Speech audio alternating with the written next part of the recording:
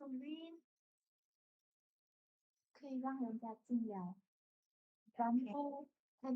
go to share the posting in IG. Thank you, thank you.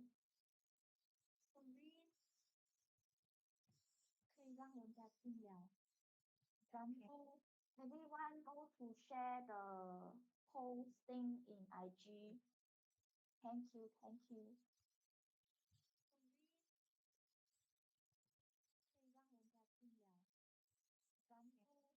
Everyone go to share the posting in IG.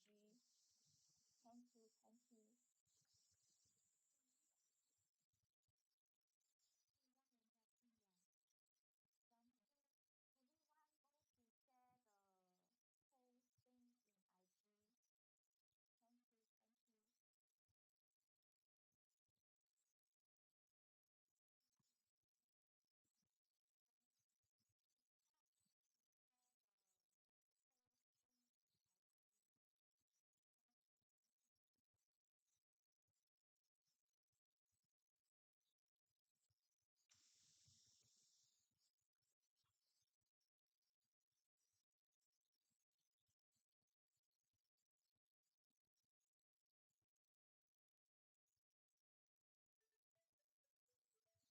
Smile and learn.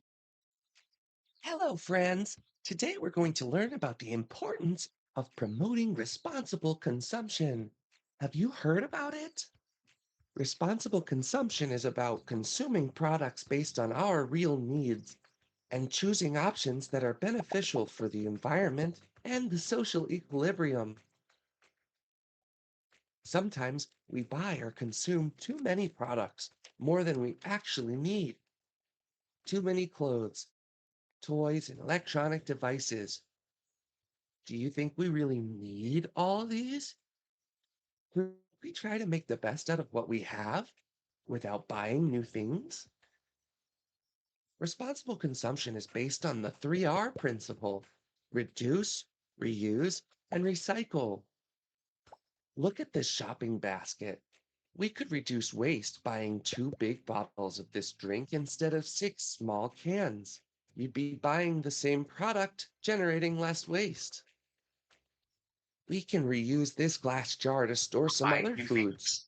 We could also reuse these Responsible sheets of consumption is paper based for on the note 3R taking principle by cans. writing on the You'd be blank buying the side. same product, generating less The last waste. step is to recycle. We can We can reuse this recycle glass jar to material store like some other plastic, things. glass, or We could cardboard. also reuse. Did you know we can make a book by recycling 8 cereal boxes? Consuming products we don't need can be very harmful for our planet. That's why we should change some of our habits. These are some ideas. Plan your shopping and make a list of the things you need. This will help you to save money and keep you from buying products you don't need. Careful with food waste. Did you know that each household wastes 76 kilograms of food? To stop this, it is necessary to prepare or order only the food you'll actually eat. Like we said before, planning your grocery shopping is key to stop buying more than you need. To generate zero waste, avoid buying canned or packaged products. If that's not possible, try to buy products packaged in containers that you can reuse and recycle. Visit traditional markets and buy local produce. The people who sell at these markets buy products locally. That's why they are more fresh and sustainable. Besides, there's no need to drive to your local market. You could walk there. This way, you help to reduce contamination caused by transporting goods between the point of origin and the point of use. Try not to use plastic bags. Bring your own bags from home or use cloth bags. Did you know that 8 million tons of plastic end up in our seas and oceans every year? That's terrible news for the animals and their ecosystem. Make the best use of products like clothes, shoes, or electronic devices, mobile phones, game consoles, etc. Following fashion trends or dressing in the latest fashion implies that we contaminate a lot more annually. We waste millions of gallons of water and we generate tons of residues. Have you ever heard of upcycling? To upcycle is to find creative ways to reuse waste or unwanted material to make new objects. As you have seen, it is very easy to contribute to a lot more responsible consumption. You just have to consider this. Do I actually need all these things in my day to day life? How is the environment affected by everything we buy? Remember the 3R principle: reduce, reuse, and recycle. Consuming products we don't need may be very harmful for the environment. Easy habits and ideas like the one we told you about can help you to look after the planet. We're counting on you. Taking care of nature is in your hands.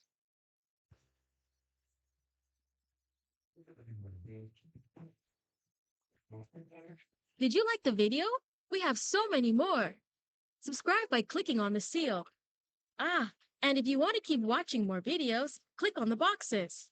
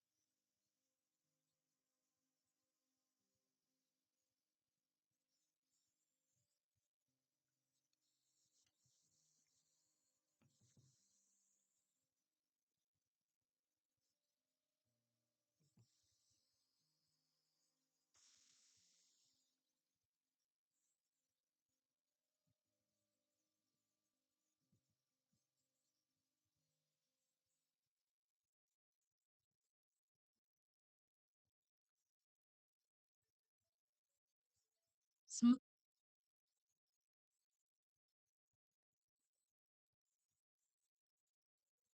Smile and learn. Hello, friends. Today we're going to continue learning about the Sustainable Development Goals. It's time for number 12, responsible consumption and production. So here we go. Consumption and production happen all over the planet and depend a lot on natural resources. This means that they also depend on the environment too.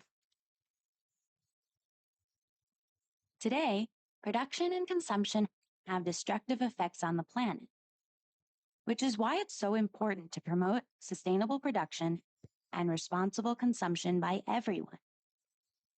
There has been a lot of economic and social progress over the last 100 years, but it has damaged the environment and endangered the natural resources that we need to survive. For this reason, the United Nations has set environmentally responsible production and consumption as a key sustainable development objective. Let's take a look at some data to understand what is happening.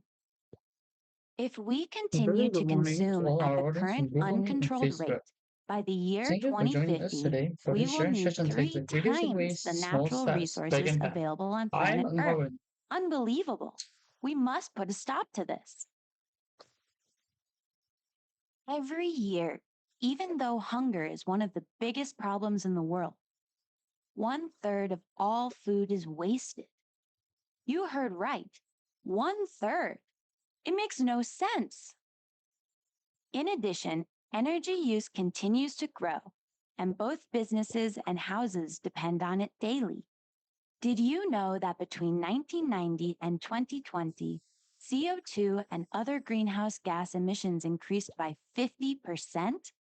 Yes, by 50%. This is why it is important to use sustainable and renewable energy sources and to promote responsible consumption of both the energy and the resources the Earth gives us.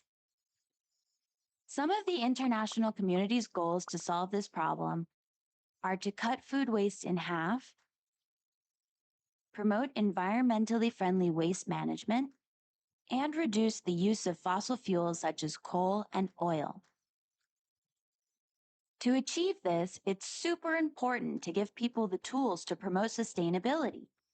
It's also important to help developing countries grow in their scientific and technological capacity so that they can have more responsible consumption and production patterns. For all these reasons, achieving more responsible production and consumption requires an effort from all administrations and from all of us as a global community. I have some ideas of things that we can all do to help. For example, we can buy seasonal and local foods so that they don't travel from far away. This helps reduce greenhouse gas emissions from the vehicles that transport them. We can also use energy-saving light bulbs. In addition to taking care of the environment, we'll save money on the electricity bill. Also, we must be very careful to recycle correctly and avoid wasting water. Natural resources are not infinite, and it's up to us to preserve them. Can you think of any other ways to help make production and consumption responsible?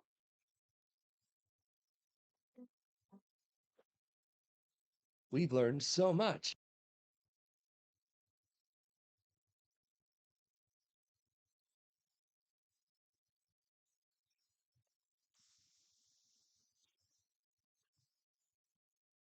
A very good morning to all our audience from Google Meet and Facebook. Thank you for joining our sharing session today titled Reducing Waste, Small Steps, Big Impact. I am Unhowen.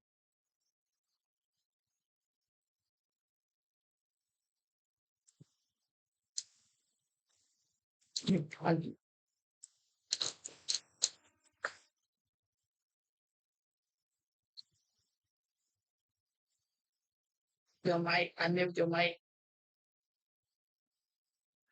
Very sorry. I'm Li Ying, and we will be your host for today's sharing session.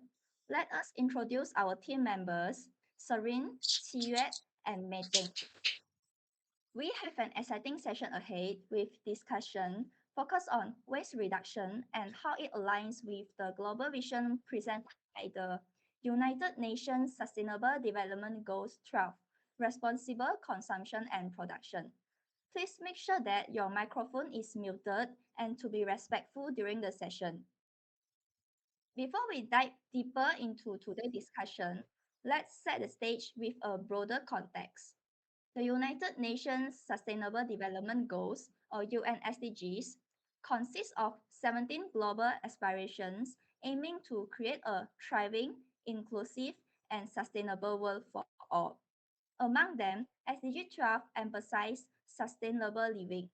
It underscores the importance of ensuring a cleaner environment and healthier lifestyle for everyone, regardless of age. UNSDG Goal 12 is close to our hearts as it emphasizes the beauty of Mother Nature. And that's why today topic is such a perfect fit. Now, let's watch a short video that will give us deeper insights about UNSDG 12, responsible consumption and productions. Academy for Social Change presents Sustainable Development Goal 12, Responsible Consumption and Production. The term material consumption refers to all of the materials used by an economy in a specific time frame. Imagine the size of the worldwide material consumption, such as all the food, metal, fossil fuels, and minerals it takes to create every new product. In 2017, global material consumption reached 92.1 billion tons and is projected to grow to 190 billion tons by 2060. As the world's material consumption increases, so does the over-extraction and degradation of natural resources. To address this problem, the United Nations, or the UN, created Sustainable Development Goal 12. SDG 12 aims to ensure sustainable consumption and production patterns. There are 8 targets or subgoals that need to be met to achieve SDG 12. One target is to have every country start consuming and producing more sustainably, with a specific plan laid out in the UN's 10-year framework of programs. Other targets aim to ensure countries start using natural resources in a more sustainable fashion that still suits their needs and to slash global food waste per person in half by 2030. There are also indicators or specific statistics to gauge these targets' progress. For example, material footprints per person will decrease as we learn to manage resources sustainably. Hazardous waste per person in the Global Food Loss Index will also decrease as pollution and global food waste per person decline. Unfortunately, from 2010 to 2017, the global material footprint rose 17.4%, and global domestic material consumption per capita rose 7%.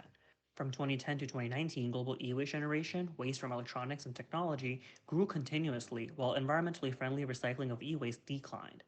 While progress is being made, the world is not on track to meet all the goals of SDG 12 by 2030. However, various organizations and individuals are making headway. One activist who pushed for the environmentally sound management of waste, one of SDG 12's main targets, was Dr. Benjamin Chavis.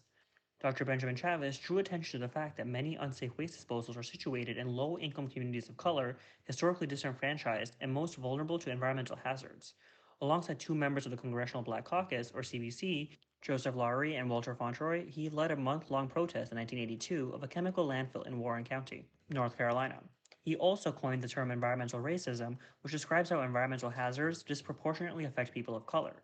Other members of the CBC, inspired by his activism, pushed the government to recognize environmental racism. Though governments and organizations should take decisive action to meet SDG 12, you can help too. Turn off the lights, walk or bike instead of driving, unplug unused appliances, try to air dry clothes, convert to solar energy, and use rugs and closed windows to avoid overusing heating. Shop locally and try to thrift and resell clothing. Continue to stay informed and spread awareness. Though small, these steps can help the world achieve SDG 12. Now it's your time to think further. Think of one way increased material consumption jeopardizes another SDG, or name a social issue related to sustainability.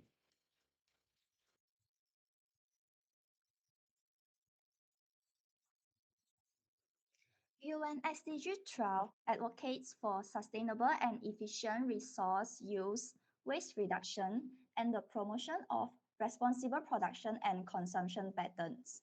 This SDG aims to promote resource and energy efficiency as well as the development of sustainable infrastructure. They also seek to provide access to basic services and create green and decent job opportunities. Additionally, this SDG target a reduction in waste generation through prevention, reduction, recycling, and reuse initiative.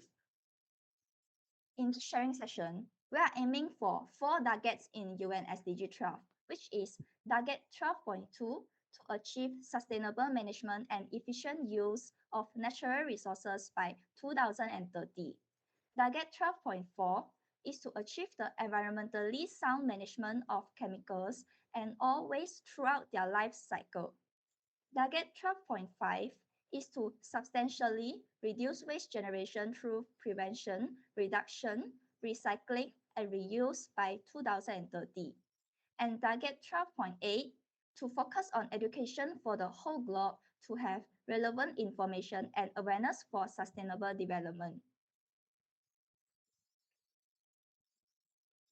Now, let's introduce our Now, let's introduce our guest speaker, Miss Claire Sancelot, here, who will share her insights on various aspects of UNSDG 12. She is the founder and CEO of the Hive Eco Store, TEDx speaker, and a university lecturer. She has 10 years of working experience in China and opened the first zero waste store, the Hive Eco Store in Kuala Lumpur. Let's give a round of applause to Miss Claire Sancelot.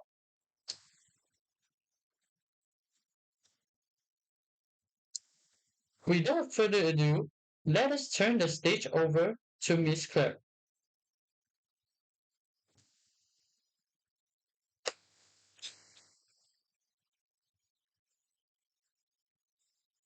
Miss Claire, you need to unmute your mic. The mic. Yeah. Okay, now I can. Sorry. Yeah. All right. Hi. Thank you so much, everyone. Thank you for having me as a guest speaker today. I'm very honored for it. I'm going to share with you a little bit of my adventure and why I felt it was so important to create the Hive in Kuala Lumpur, if I may. Yes. How do I play the slides?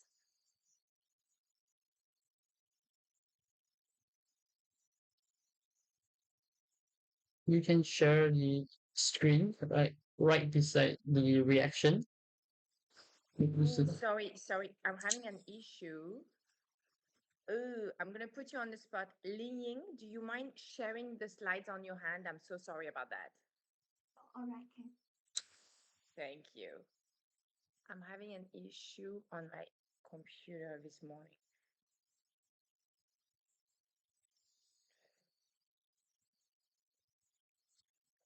So for everyone to understand a little bit why Claire opened the Hive in Kuala Lumpur, my husband is Malaysian. So when we moved to Kuala Lumpur in 2015, I was living at the time in Hong Kong. And in Hong Kong, I was working full time in factories in China. But at the same time, with some friends, we started the movement Zero Waste Hong Kong. So I thought when I moved to Kuala Lumpur, I could start again something similar to what was happening in Hong Kong. And I started Zero Waste Kuala Lumpur. So the Zero Waste Kuala Lumpur, and then some friends took over and did Zero Waste Malaysia. So this is how it all started. So when I moved to Kuala Lumpur, I started the Zero Waste Kuala Lumpur Facebook page, and I saw that I was not the only person who wanted to create less waste. And I thought it was very interesting to see all of us with the same desire, but we couldn't get the products. We didn't know where to drop our compost. We didn't know how to get our products package free, the farmers' baskets package free. We wanted our local farms to provide to us local organic products. And this is how the Hive started. So just a little bit of a background. Yes, I'm originally French. I lived in New York when I was 19 years old. I moved there. I studied undergraduate school like you did, guys. You're doing it now. And I went to grad school there as well. I'm an economist. And then after New York, I worked in New York for 10 years. I worked and lived in New York for 10 years. And then I moved to Hong Kong. Most of my time was spent in China for 10 years, and I absolutely loved it. And in Hong Kong, as always, this is where I met my husband. A lot of love stories are happening in Hong Kong. And then because he's Malaysian, we moved, and from KL, we moved back to KL. And with my family, at the time, I had 3 kids and a dog. So the whole family came back with us. And this is where in Hong Kong, we started the Hive. And that was a very small project at the beginning just to see. So this is why for listeners here who are listening, 47 people, it's a lot. It doesn't matter. I started super small because I just, as I mentioned before, I started Zero Waste Kuala Lumpur on a Facebook page. Let's try to find solutions together. Who wants to come with me? And together coming up with solutions on how to live more sustainably. And this is where I'm saying for the 46 of you, start small and see how it grows together with the help of others organically, but start slowly focusing in your own school, community, village, neighborhood. education, awareness, you will realize a lot of people want to, consume less or consume more ethically and more sustainably. You won't be the only one. Liying, do you mind going to the next slide? So yes, 2.12 billion tons of waste every year are being dumped. And we have to understand that Malaysia stopped now, but until a couple of years ago, we were still accepting waste from even other countries. You knew that, right? So we are one of the highest. Southeast Asia is actually one of the highest, not polluter, but waste creator, which is a bit different.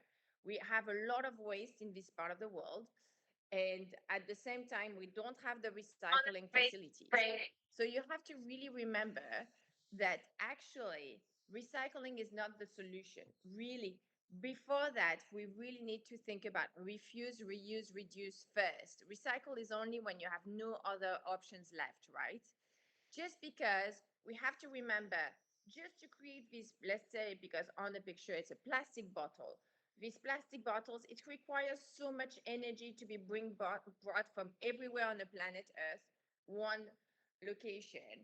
It requires a lot of energy to just manufacture it, and it will be then put up, wrapped in a plastic bag, put up on a truck, move to a supermarket, put on a shelf, and then move back to your house. So imagine all the journey of that plastic bottle, which will be ultimately ended up in a landfill. And let's remember, in Malaysia, we don't have proper recycling system. So very few countries do, and most of the plastic, even in those few countries who have very good recycling system, a lot of the plastic cannot be recycled. So this is why before we recycle, we really need to think about the refuse, reduce, reuse first. Next slide, please. So if the population reaches 9.6 billion in 2050, an equivalent of 3 planets are required to ensure current lifestyle. So obviously that's alarming. We should all still be alive by 2050. I should still be alive by then. You guys definitely will be. So if this is a very, very alarming fact, and everyone should really be conscious of it. We can start today, consume less, mainly red meat, just because I think you're all very much aware of the red meat and the methane being released by cows. You reduce the red meat, you reduce any dairy product, but in Asia we don't really eat dairy products, but at the same time red meat is still really, we still like a good burger, don't we? So we just reduce it. We go for chicken or all those kind of animals who are who release much less carbon emission and methane, more importantly. And if you can go vegetarian, it's even better, obviously. But just start with the red meat. Decrease massively the consumption of red meat. And obviously try to leave everything else by the refuse, reduce, reuse. You will see at the beginning it might be a bit constraining, but after it gives you a lot of freedom once you're into that movement, because you realize you don't need all the things you think you might need. So it's sort of liberalize you from all those material things as well. It's a very interesting journey. Yes, next one.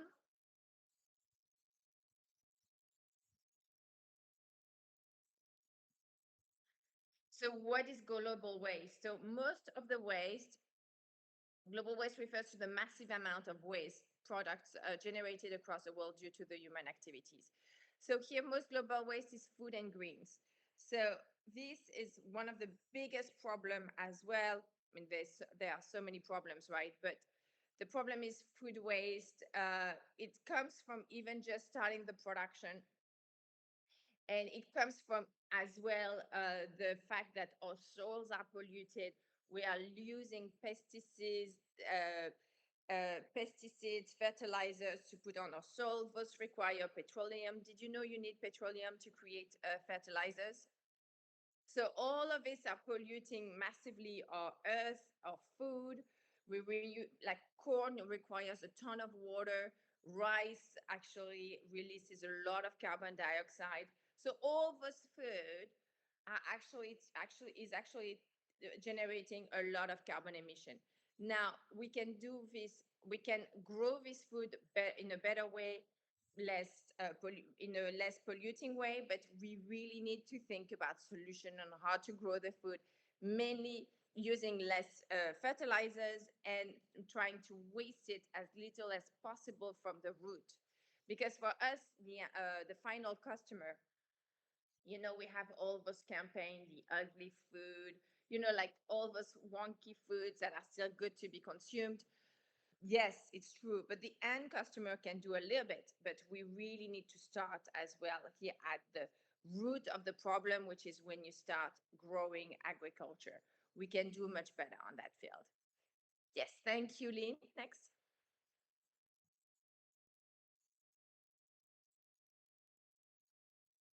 So our main topic today is the 5 R's, and I live by the 5 R's. For the people who've been to the Hive, you will see when you climb up our steps, you have the 5 R's along the way.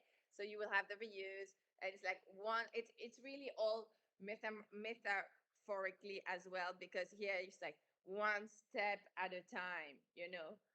Growing slowly. So as you climb the steps to go to the Hive, you're going to be on top of like reuse, refuse, reduce, rot, recycle, all those kind of things. So here it's a journey. It's an amazing journey as well. It makes you feel good. Composting is actually very um it's part of the mindfulness movement, I guess, composting, because we all decompost one day, and it's just giving back to Mother Earth as well. So I really encourage everyone to live by those 5 R's. It starts with refuse. As soon as you refuse the trash to get into your house, you start already dealing with a lot. You removed a lot of issues on, like, do I upcycle it, do I recycle it, you refuse first. And you refuse on a daily basis. You know how you go to gathering, you go to conference, they give you freebies. You don't need, when you're like, oh, cool, freebies, right? But do you really need those freebies? Probably not. So you refuse starting from there. And on your daily life, you refuse a lot. Southeast Asia, we love our free goodies. We love our boba full of plastic. We love all our takeout food. There are other ways to consume those beautiful food and those beautiful drinks. You just bring your containers to be reused. So it really starts with reuse first, refuse, sorry, first, and reusing your own material. Thank you. I think we can go to the next slide. And next one, refuse, reduce. We can go all of them. Yes, thank you, Lee. Yes, next one.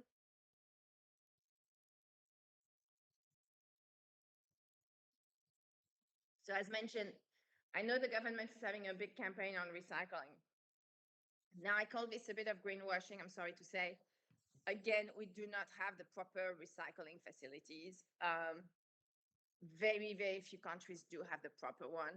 We have a little bit, but it's nothing compared to the consumption. So here, it starts at the root: refuse, reduce, reuse. Yes, next one. Rot is very important, but it's a bit challenging because it requires a little bit of education, and not everybody can do it. So people with a big garden, of course, this is ancestral. So your aunties and uncles might do rotting already, which is composting, obviously. For people who live in condominiums and all those high-rise buildings, this is where the problem arises. So here you need to ask your municipalities to have a composting program. Now, this is very hard. You have few places in Kuala Lumpur where you can bring your compost on a. It's hard to bring compost in Southeast Asia because the weather is so hot, right? So the rotting happens very quickly. Whereas, of course, if you live in a colder country, you can probably keep it up to a week in a bucket, and that would be okay. So here you have few places in KL where you can drop your compost. You have few community gardens. Of course, I'm from the Hive is in Bangsar. We love our Kebun Bangsar, where you can bring your compost, and they have huge compost system with a huge amount of like turnover bins. It's absolutely beautiful. So that would be something to look into. Yes, next one. Thank you. So yes, here to go back to the roots, it's really preserve resources, combat climate change, reduce waste, improve health. This is all linked. Everything is linked, and mainly everything is linked to the survival of the planet with us on it. Although I believe the planet will survive, but because the planet is very strong, it's just us who will not survive. So here we need to really find and be smarter and consume better. Yes, next one. Zero waste living. I actually think, I love the zero waste living, but I think now I want to change the term. I feel zero waste is too scary for people. It's like, oh my God, I need to go to zero. That sounds impossible. So I think it's now more like it should be all our lifestyle, I believe, but that's my cue. But here I would say the sustainable living, the eco-conscious living would be a bit more kinder, I guess. Zero waste living sounds too impossible, I think, for most people. So I think here it's a communication issue as well. But if I tell you more eco-conscious living or more sustainable living, I think you will tell me yes, it's more like I like it. It's more on the gentle side of things. So for here, I'm going to talk to you about an eco-conscious living here. Thank you, Li Ying. Next one, please. So here at the Hive, this is where I started. And again, remember, I'm just one person. So it's possible, and I'm not obviously, I didn't know anything. Maybe it's a luck of the beginner too. My husband and I, we lived in Bangsa when we arrived in KL. I didn't know anything. I opened the first store in Bangsa because I lived there. This is how clueless I was. So here, I started because I thought there would be other people like me. And I knew it because I started the page Zero Waste Kuala Lumpur, and we had so many followers. And I would not call them followers, I would call them contributors because everybody was coming up with new solutions. Every time we had a problem, where do we buy this product without packaging, without, I mean, whatever products was it, but like organic as much as possible or natural. Do a local producer, can we make it locally or not? Because obviously we want to work with the local producers here. Everybody was trying to find a solution on all those little questions, right? So here, try to again start your whatever you want to do. Start small. We don't know what we do. I didn't know what I was doing. Don't think I figured it out all before I started. So here you can do it as well. I had no idea what I was doing. I knew it was the right thing to do. I knew I would have people helping me out. That's all I knew because I created that community before, but I didn't plan it again. So you can absolutely do it. You're younger than me, you're local, you know even more than me. So do it, start. Maybe someone already started it somewhere. Say, how can I help you? And you work together. For us, we started as well with a bunch of people clueless, and now let me tell you, they're becoming my best friends. We started as well the campaign Tac Next Row. That was years ago. And it was Marisa, Marina, Caroline, all of us. We didn't know. We just ladies from the more or less Kuala Lumpur. We all found each other on Zero West Kuala Lumpur. And we just like, how can we tackle this problem of plastic straws? It's everywhere in the city. It's unacceptable. We don't need plastic straws. That was pre-COVID, by the way. That we didn't. We don't need plastic straws. And this is how we started the whole campaign, Tac Next Row. So here again, start, and you have no idea how it's going to work out. It doesn't matter. Do it. Next one, please.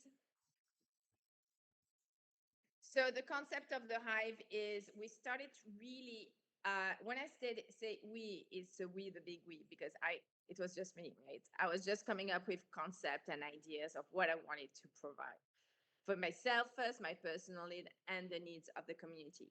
So here, I started with the 5 R's: the refuse, reduce, reuse, recycle. I'm going to put it, but again, I try not to use it. Rot. And then at the time, it was 2016. Kuala Lumpur didn't have an e-waste recycling system. So the only place where you could put your batteries and light bulbs were IKEA, where they had a recycling system where you could put your light bulbs and batteries. And I was like, oh, this is nice, but I'm not going to go to IKEA just to drop my old batteries and old light bulbs, right? So I was like, how can we find a way to solve that issue? And it's not just light bulbs and battery, it's old toaster, iron, phones, computers.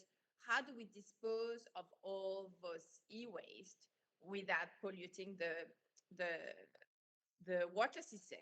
Because obviously this is all, if you put it in a landfill, this is such toxic metals. This is all contaminating the soil and then the water. So I was like, okay, how do we find solutions? And then ultimately, I find a partner who would collect all our e-waste, who will try to upcycle it or try to repair everything it could and resell it, which we did. I didn't mind. I'm like, you do whatever you want as long as this does not end up in the landfill. And then after that, we found a proper e-waste facility place with a factory. And then we said, okay, you take everything home, you try to repair and sell, whatever you can, because it's always better to repair first and reuse, and then dispose everything at the e-waste factory. So this is how the cycle started. But again, you see, we had no clue. But then you put it in the universe. I need someone who can collect e-waste and try to repair it, because now we can't even find some people to repair things, right? It's hard. And this is how it happened. So we are like, what is a problem? We're working on problem to solve, right? What is a problem? How can we solve that problem? So this is how it all works. And this is how it all started at the Hive. Problem, see how we can solve it. It's not perfect, but it's still better, Try to see, to think for your communities, what are the problems in the community and how to solve them at your mini scale, and then you can scale up. But you can just start small and then see how it goes. Next one, please.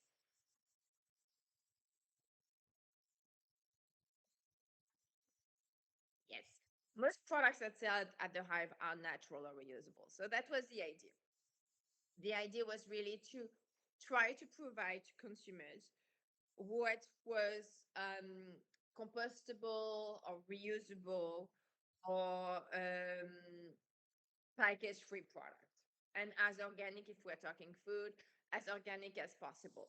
And you're going to tell me, hi, organic is expensive. I know organic is more expensive, but if you look at our prices on our website, the hiveecostore.com, you will see that we are sometimes even cheaper than the other organics on the other brands, on the other platforms. And mainly we are organic, but we're trying to be the same price as non-organic. So try to look at this. It's always better, obviously. I think you know that, to eat organic as much as possible. So we have the organic food. Of course, we're promoting a flexitarian diet. When I'm saying a flexitarian, it's a diet with little meat or no meat at all. It would be better. But of course, everybody does its own, here we're not saying to everyone, hey, we should be vegan tomorrow. That wouldn't be, first of all, it would be terrible PR and it wouldn't be possible. So here is just, let's be more conscious, sorry. And it's not like, hey, let's have a Korean barbecue full of beef tomorrow, but let's try to do, okay, so if we're going for Korean barbecue, let's have chicken. You know what I mean? Just because this animal carbon emission is so much lower. So it's those little things that just change the way we release our daily carbon emission, right? So be cautious of everything, and ultimately it becomes second nature. And remember, whatever you do, you inspire others. So you're a leader in your community, you're setting example, right? So be mindful of that. This is very important. At the same time, my obsession that started in Hong Kong. My obsession is feminine care, sustainable feminine care. So in Hong Kong, I discovered when I started my kids on the washable diapers, I discovered as well the washable sanitary pads. And I was like, oh my God, washable sanitary pad. How is that possible? I'm on tampon. I don't see it. And then I tried it and I thought it was the best thing ever because all of a sudden there was really no waste. And I was like, this is fantastic. So when I opened in KL the Hive, I was like, I need to have washable sanitary pads, but I need to have them for much more affordable cost because I wanted to target everybody in Malaysia, all the ladies who live in remote parts of the countries. I wanted them to have washable sanitary pads. So I went to the factory and I told them, I need those pads, but hold on, I need them for that price. I can't sell them for what it was in Hong Kong. And we agreed. So then I started the first production of the Hive. This is how it all started. The Hive's washable sanitary pads to this day. So now the Hive is 7 years old, right? To this day, some of my friends still have their pads. I still have my pads for my first production batch. 7 years ago, still the pads do not move. So beautiful product. Then we started to launch the menstrual cup, then the period underwear, all of this, all for sustainable feminine care. I'm a big feminist, so for me it's very important that female have access to, we should have access to free, to be honest. It should be for free. Feminine care. But if we have to pay in this case, if we have to pay, it has to be for as little as possible and for as long as possible. So this is, the Hive is a great solution for that. Because of course you buy 8 pads, you're set for 10 years. You buy 4 underwears or maybe 6 underwears, you're set for 10 years. You buy one menstrual cup, you're set for 10 years. So the cost saving is massive. So we really want to have no more discrimination, at least on feminine care for female. So it's all those little things that make us, I guess, a little bit special. And this is why I think people love us so much, because we're always coming up with a new campaign. Sometimes it has nothing to do with environment. It could be feminist. But at the same time, I'm like, everything is linked. It's for the better good of the people and the planet. So next one, please.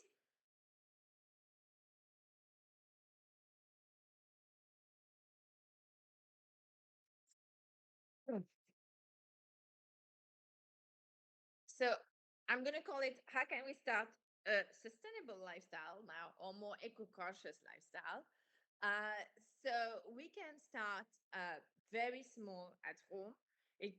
You can do everything at the same time, but I think it might be overwhelming and you'll feel frustrated, and it's not the goal. It's one little thing, one little action every, maybe whatever is your pace. It's like working out. It's like having better routine. It's like I need to wake up in the morning a little bit earlier. It's like I need to exercise 3 times a week. I need to eat better. So it's the same kind of things, right? So this here is how do I release less waste? And then let's start with your garbage. Look at what is in your garbage bin. Most likely take out containers and or food packaging. That's usually the number one culprit. Look at what is in your garbage in your bathroom. See how you can remove some of that waste. The Hive comes up with a lot of small solutions, but at the same time, so the Hive will have the Q-tips that are, bamboo Q-tips, paper packaging. We will have the solid soap. We will have the solid shampoo to provide to you. So this is removing already a lot of packaging, right? Because it's thick plastic packaging, usually for soap and shampoo. We come up with a bamboo toothbrush. We have even our toothpaste comes in caps, that you can refill, in pills you can refill. So we have all the solutions, but maybe just start with solid soap and solid shampoo. And you start small and then you build it up, right? Solid soap, I think you can buy it everywhere in Malaysia. Obviously, try to make sure it comes in a paper box, and that is compostable, so no issues. But you start with those little steps.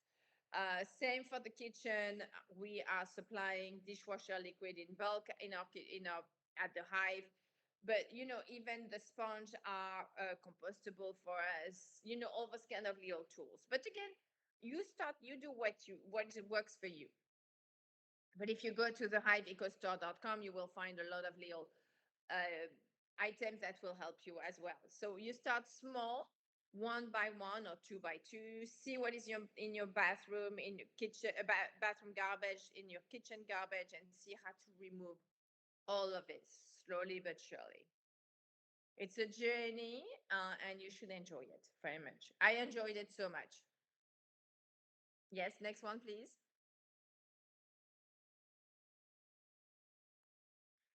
So choose old clothes or buy new ones.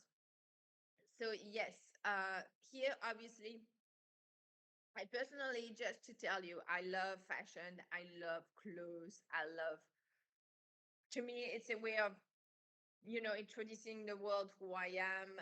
It's a way of me having fun in the morning. It's a way of, for me, it shows creation. It shows creativity. Sorry, it shows a lot of things. But at the same time, fashion is extremely bad for the planet Earth. So when I started the Hive, now I have friends who created the Loop, like let's say in TTDI, which is a wonderful place. If you have never been to the Loop, go check it out. The Loop TTDI, it's a place where you sell your clothes, you buy all new clothes, quote, quote, quote. So it's a place where you just have a rolling system with the clothes. Today I'm wearing what is this? I think it's Uniqlo. I don't know. A shirt that I bought secondhand in London. I'm wearing pants that I bought secondhand in London too. So I I like to shop in secondhand shops that are very well curated. The Loop is one of them. I love that store so much in TTDI. You can bring your old clothes that are obviously still stylish and everything to sell, and you can just buy new clothes, quote unquote. So you can still have a lot of fun with fashion, but just have a reuse system here. If you are at school, I always tell students, my God, you have so much. You have a pool of students with a ton of clothes in their closet. Here, you organize every 3 to 6 months, a fair where you are all selling. So it's plus it's fun. You put the music, you have the food. You're really creating a really cool gathering, and you just all of you sell your clothes for 5, 10, 15, 20 ringgits, and you buy from each other. So you always have a rolling system as well. If you like fashion, if you like clothes, if you don't, and you have your staple products that are good quality, and you have a few, that's wonderful. If you like to change some time to times because your taste is change, evolving as well, this is a great place to start. You buy from each other. It's super fun. It's community oriented. I highly recommend it. I do this with my girlfriends too. We in the French community, I have to say it's very common. We buy a lot from each other, used items. For us, it's part of the. I know for Asian it's not so common, but like for French, German, we for us it's no issue to just buy from each other used items. We don't even say used items. In France, we have a word for it. It's called braderie. I love this word so much. Every city in France, one day a year, everybody goes on the sidewalk, put a tablecloth or put a table, and sell everything they want to sell. Me and my kids, we buy so much things from everybody else: books, clothes, rollerblades, everything, everything, everything. We buy everything secondhand, and we sell all the old books, all the old clothes, my old clothes. We sell everything. So I wish this could be more come to Asia. I think it will one day because it's so fun. It's very community oriented. You're having music on the street. People are selling you coffee. Kids are selling you coffee to make a quick buck. It's super fun, really. So here, yes, for clothes, go for. I don't like the old. You just swap between each other. You buy from each other. You have your own little economy between each other here. Okay, awesome. Next one, please. Yes, thank God in Malaysia now we have the plastic bag have a cost, which is fantastic. We need more of those. Unfortunately, L'Oreal wet market, this is still not happening, and plastic bag is still a huge issue in a country. I mean, you just look at our rivers and our countryside. It's littered with plastic waste, and plastic bag as well as food containers are the number one culprits here. So obviously always have your little tote bag. I mean, We have so many tote bags on planet Earth now. It's too many, probably. We probably have like five, six, seven at home already. So just never leave the house. You don't leave the house without your keys. Never leave the house without your tote bag. Thank you. Next. Small step, definitely big impact. Again, you are an example. You lead by how you act, right? And you will inspire others. If you refuse straws, if you refuse takeout, you bring your own takeout container, people will be inspired by your actions. So this is something to really remember on that one. Yes. Next one.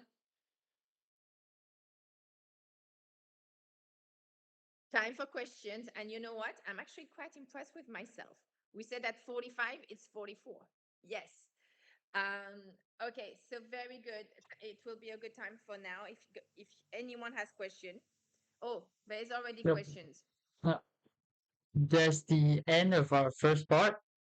Thank you, Miss Claire. The talk was You're welcome. amazing. Your talk definitely bring enlightenment to us. Now it's time for the Q&A section. Please type your questions in the chat box or use the raise hand feature if you'd like to speak. So here, when do I read the question? Because I have Nicholas and I have Ziyin. And I'll read it for you. So for Nicholas, what advice would you give to someone who is just starting their journey towards zero waste and wants to incorporate the 5 R's into their lifestyle? So here, Nicholas, because you're asking this question, that's a very good question. I would start small. For me, I started with the bathroom, and then I moved to the kitchen. So I started small. Of course, I'm a here. I love makeup. I still love makeup. Don't get me wrong. I love makeup. I love all of this, but I had so much of everything in my bathroom. At the time, I was living in Hong Kong. Here, I'm just sharing my little journey. And then I decided, okay, let me finish everything I have in the bathroom. It took me years to finish all the things I had on makeup. I gave a lot of things away to my girlfriends because I was working for big cosmetic brands in Hong Kong. We were manufacturing display for them. So I had a lot of samples too. So I gave a lot to my girlfriends who were very happy with those, and I know they would be reused. And I just finished everything that was in my bathroom. And then all of a sudden, Hong Kong is extremely small space. Everything is extremely expensive. I had space again in the bathroom. I was able to breathe and have, it's a journey. I would say start small here, Nicolas, but again, enjoy every moment of it because, instead of having five five pans in the kitchen, six big pots, five cooking knives, had one big pan, one pot, one cooking knife. You know what? All of a sudden, your life is so simplified. You want to cook, you don't have to remove everything. You just take one out. There's only one, right? You just take one thing out. So all of a sudden, everything is becoming a pleasure. Kitchen counters are empty all of a sudden. So, it's easy to cook, it's a time to really enjoy yourself. If you have a very cluttered kitchen counter, it doesn't make you want to cook because it's like everything is messy and it's so much work to just get one thing out of another. Here, once you don't have much, and let me tell you, you don't need much. We're a family of five. We only have one pan, one large pot. What do we have? We don't even have a rice cooker, which sounds insane for Asians. We have and my husband eats a lot of rice. uh, yeah, our kitchen is very minimalist, and it's a joy to cook because everything is super handy. You know what I mean here? So here, try to get into that kind of journey rather than think, it's going to be hard. You're going to have a lot of frictions along the way. Try to say, I'm simplifying my life. So start with the simple things. What works for you might not work for someone else too. So this worked for me.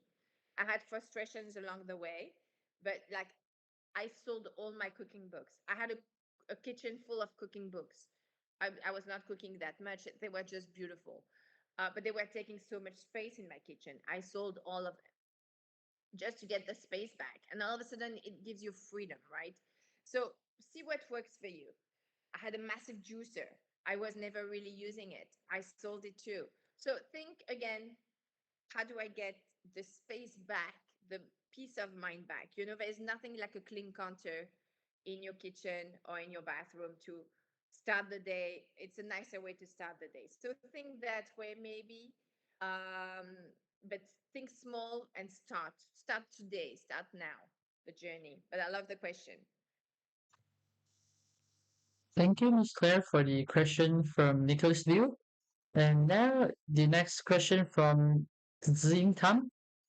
Is it possible for a human to successfully obtain zero waste lifestyle? Do you think that zero waste lifestyle will be boring? Okay. Only few humans can do it. It's not for. So this is why I'm changing zero waste. You see, we're going back to earlier to eco-conscious or sustainable lifestyle because zero waste is too hard to reach, and this is why we're losing a lot of people along the way. Let's go more for an eco-conscious and a sustainable lifetime here, Ziying, and let's think more. And it's not boring. It's actually very much liberating. You would be surprised. It's the other way around because all of a sudden you remove all this consumerism from your life, and you still consume but differently, right? And your joy might be shifting a little bit. Um, so here it's again it's a journey. We all have our own. Same with food, same with working out, same with sleep. We all need to work on sleeping more, eating better, exercising more. So I would put it in the same category. Consuming better as well. So when you consume, enjoy the journey, see what works for you again. It's not a boring, it's a liberating journey. You see, if you go to my website, if you follow us on social media, you will see we're not boring. It's a lot of colors. It's a lot of happiness. Um, Unfortunately, this movement sounds boring, and the colors are always like minimalist, neutral, around it. But we're not at all. And the Hive is like sort of breaking all the stereotype of boringness. It's a happy journey because all of a sudden you're eating better food, you're having less things in your closet that are cluttering as well your mind. So it's as well for me, it's a minimalist journey. Not everybody is minimalist when you're living more eco-conscious, but for me, I'm minimalist too. And when you look at me, you look to even if you look at Claire Sancelot, my Instagram page, you don't think I'm minimalist because there's so much color, there's so much clothes, but I don't have many. It's just I wear them the same one all the time. So it's a journey again. But it's a fun journey. So I'm glad you're embracing it. Thank you, Ziying.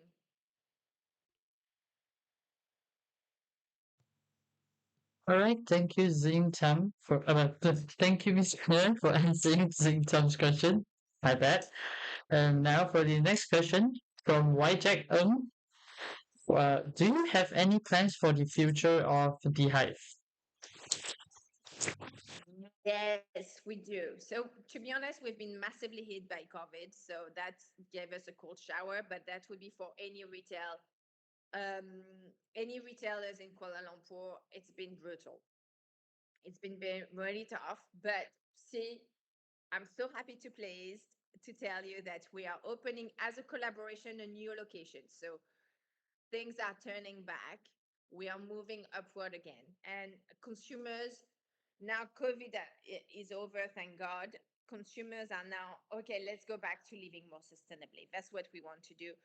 How do we do that? The Hive is part of the solution. So I'm glad to see us again moving back to that direction because with COVID, we consumed so much, right? We were afraid of everything. We ordered everything at home. So the bad habits came back quickly. But now we are like moving back to that movement of like, okay, now it's a time to be more. I want to be more eco-conscious. Consumerism was not the key for my happiness. So I'm glad we're opening now on October 8th at Pavilion Damansara. But it's a collaborative space. Will be among other partners, and I'm really pleased about it. So yes, that would be for the expansion, and then at the same time, we are going to deliver, and I'm really excited about it, to a new cosmetic brands. That is our new partner, and it's all even the packaging of the all the cosmetics is 100% recycled plastic or compostable paper. So like you, I think Innisfree had it, but this is all organic makeup. So all beautiful makeup, and hold on, prices are really, really affordable. So don't worry. When people think organic cosmetic, they're thinking very expensive. The Hive is never expensive. So here we're going to supply lip gloss for 40, 50 ringgits. So I think organic lip gloss, right? Organic lipstick, 40, 50 ringgit for organic lipstick. I think it's extremely reasonable. So we're coming up with, the Hive is moving now. We're like, oh, we've been so hit by COVID. Let me lick my wounds at the moment. And now we're like coming back to it. So I'm so happy. What are some creative ways to repurpose items and reduce waste? So here's Stephen. Those are very good questions. Sorry, when I skipped you. Is that okay? I reply to Stephen. Yeah. That's fine. That's fine. Okay. Um, so here's Stephen. Let me tell you, it's up to you. We are all creative. I didn't think I was a creative person at all. Again, I'm a math person. But all of a sudden it opened my creativity. So having less thing in your house, once you move to minimal, makes you repurpose any items, like a tablecloth becomes as well a picnic table. It becomes a tent for your kids. It becomes, I mean, so many multiple usage that you realize actually it's not what society is telling you, one item, one usage. One item has multiple usage. All of a sudden I'm blanking on like examples, but like we don't have many items in our house, but everything is multi-purpose. So and then it makes your house have less things as well, you know. So think of like, once you remove a lot of things, you realize actually the things you have. There's a book actually. Oh, okay. Um, so here there is a book called How to Live with 100 Things. I can't do that. They just have 100 items in their house. It's a Japanese book, and how they live with just 100 items. That sounds really hard, but they do. And they have, it's all about mindfulness as well, of course, and Zen culture and peaceful. You know, I imagine those people live in a little wallpaper cabin in the middle of the Japanese mountains with a brook next to it. Probably not the fact, but he is telling us that it's probably not us. We can't live with just 100 items. That would be too little, but we don't need that much. Another group to follow here. Look at it's two guys from the United States. They're called, and they had a Netflix documentary. They're called The Minimalists. So look at those guys as well, that what they do. They're very inspiring. I love them. You know, Malaysian houses are really big to me because I'm European and we live in teeny tiny houses. We don't have much space.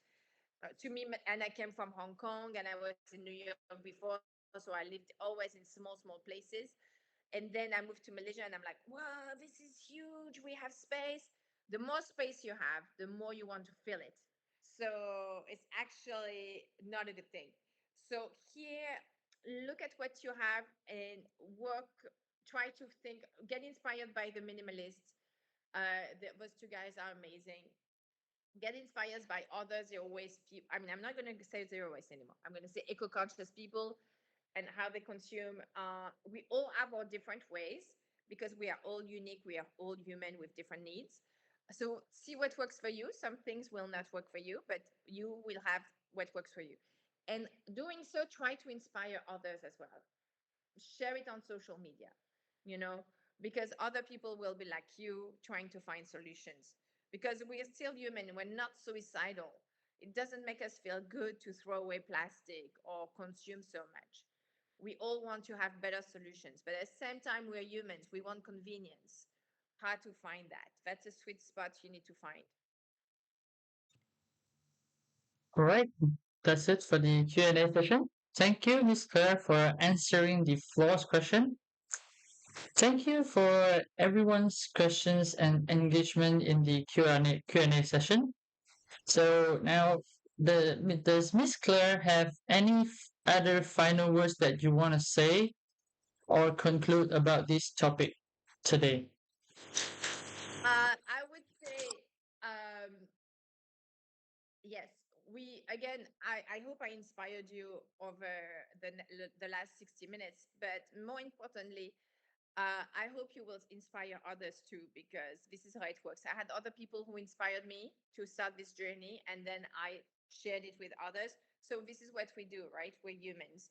So try to share it as well. Share this lifestyle with others. We obviously, it's a necessity here. And again, it's a journey as well, which will be good for your mind. So it's not just good for you physically, in a sense. You will probably eat better. Everything is linked, right? And try to remove from your mind all this clutterness of things. But it's as well, it's yes, it's a physical and mindful journey that I can only see benefits from. Plus, your wallet will be better off, believe me. So here, enjoy the journey, share it as much as possible along with your community, your friends, your family. Uh, this is something that is needed. Obviously, we don't really have a choice at the end of the day. So let's enjoy it as much as we can together. Thank you so much, everyone, for having me. Can I share my LinkedIn contact as well if people want to contact me? Actually, my LinkedIn contact is Claire Sancelot. So you can all share with me on LinkedIn. The website of the Hive is the Hive Eco Store. The Hive Eco Store on Instagram as well. You can follow us there. You can follow me as well on Instagram. It's a bit more boring. It's Claire Sancelot. Uh, but in this, again, I'm looking forward to follow you as well on your social media, on sharing your eco-conscious journey. Thank you so much, Li Ying, for all the good work you've applied, and for the whole team. Owen as well. I really enjoyed the journey with you. It was a lot of work for that team. Let me tell you, everyone, they worked so much on that project and that presentation. So thank you so much. It was beautiful. All right, thank you, Miss Claire, for today's wonderful session. Our team hopes that the sharing session will bring knowledge about the importance of the Mother Nature, the eco-friendly, or the 5 Rs, zero waste, everything.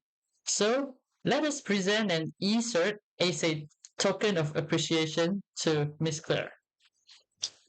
Oh my God. Thank you so much. Oh, this is so cute.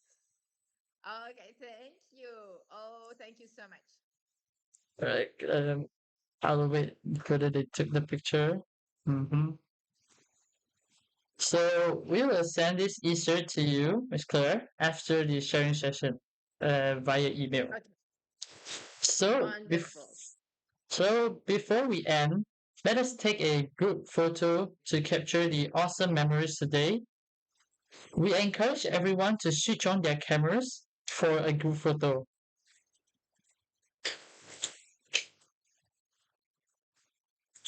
Wait a Lighting is minute. not good. Oh, yes. Wait okay. I think.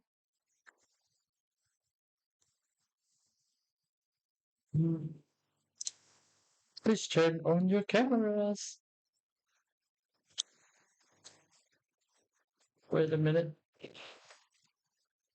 Oh, oh, I saw a lot of faces.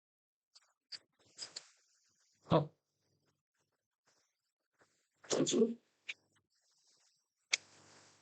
I think, yeah, some maybe are not suitable to open their cameras, but as long as Miss Claire is in the photo, that's all matters. So, all right, is everyone ready? 3, 2, 1, cheese! One more. 3, 2, 1, cheese! Okay, thank you for your cooperation. You may switch off your cameras now. You want to open it in mine? Oh, sorry. No, I closed mine. All right. So Thank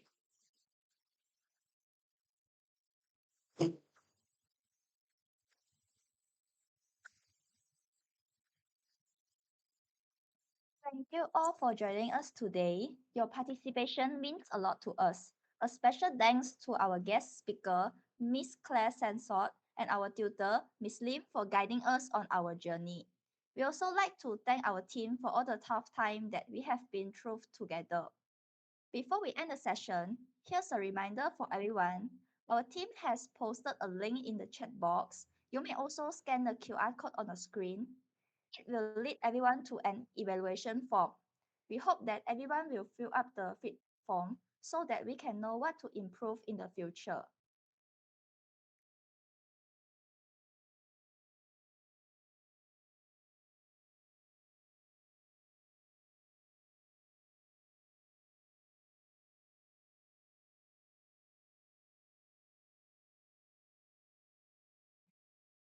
Sorry for the mistake. Can you please click this evaluation link?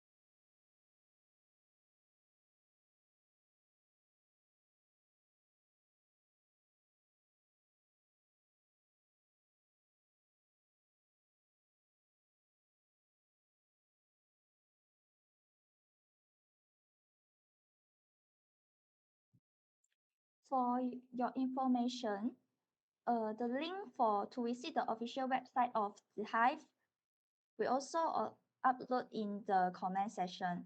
All the participants can go to visit the Hive. They have many products from different categories, and we think you will like it. We have a lot of promotion. Sorry, thank you so much. Since we're talking about the Hive, I have to mention it. We have a lot of promotion at the moment, mainly on our feminine care.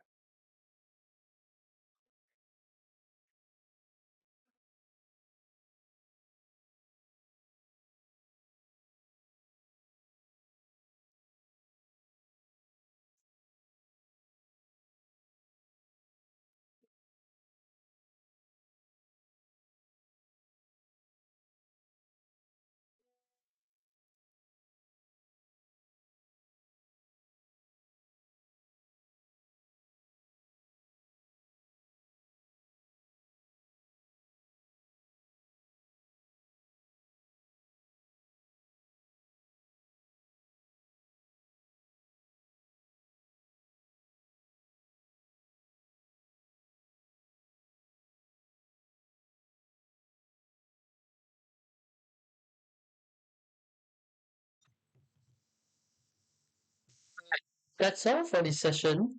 We hope you found this session insightful and inspiring. Remember, small action can lead to big changes. Let's all work together, achieving a more sustainable future. Thank you, everyone, and goodbye. Thank you, Ms. Claire. Thank you. Good to have you. Thank you. Your honey is good.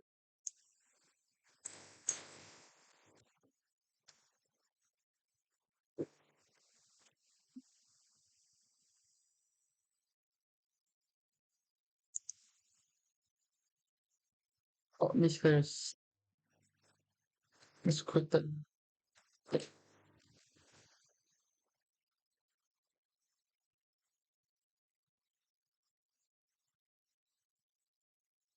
Thank you, everyone. You may leave, I think, because the sharing session is over. Thank you. Peace and love.